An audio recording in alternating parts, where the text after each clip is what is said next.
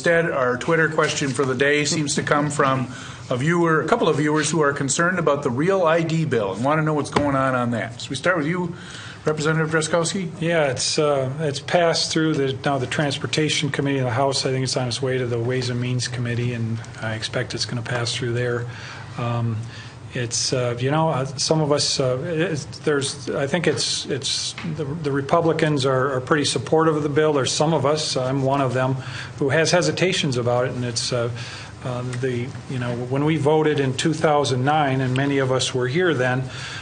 We voted unanimously in the House to tell the government that they couldn't even entertain the idea of giving away our control of our state IDs, our state driver's license, to the federal government. So what's changed since then, however, has been there's an element of coercion that the federal government has brought to bear on states, including ours, and threatening us that they won't let people board airplanes or go to military facilities, et cetera, if you don't have a federal government-approved ID. And with that, of course, comes the control that they bring with that. So there's some hesitations about it. We've got a two-track Real ID version in the House, one that allows people to keep their current style of driver's license, and one that elevates to the standards that the federal government requires in their Real ID mandates. So, some of us would rather not succumb to their coercion, and there's a number of states that are doing the same, and I think that's probably the right way to go, but I don't think that's the way we're going to go. I think it's probably going to be adopted.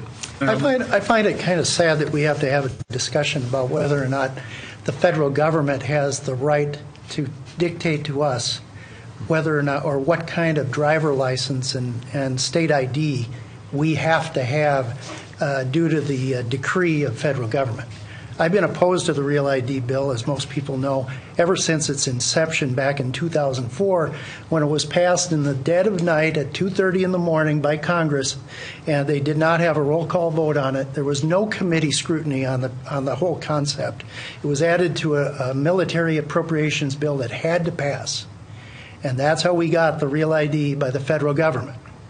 Now the federal government wants to club states into commission by saying if you do not pass it, your constituents will be prohibited from getting on an airliner. And I think that's absolutely atrocious that the federal government is treating any of its citizens that way, to make them the lever for getting their will done over us. So I think the most important thing as we go forward, and if Minnesota is ultimately going to go into the Real ID business, and that is we need to go into this with our eyes wide open. Records are going to be kept on a federal database. The Homeland Security Director solely has been given the authority by Congress to expand the use of the Real ID card whenever he or she deems it appropriate in the future. Congress, our voice, our representatives in Congress are out of the picture now. And now we're going to have a political appointee be the one that's going to expand the use of that card. Where will it go? Who knows where it will go? Will it be required to be presented for sundry other items and issues to track behavior, to track purchases, to determine where we travel? It's right now it's in the form of a magnetic strip, just like our driver license. In the future, could it be a chip that has a whole lot more capability of accumulating data on citizens individually? We need to have our eyes wide open. The question that I have is if we removed the federal sanction, take away the threat of airline travel, would we then, knowing what we know about the Real ID program, would we really adopt it? Will we really adopt a program that could be used to track all sorts of information on our citizens?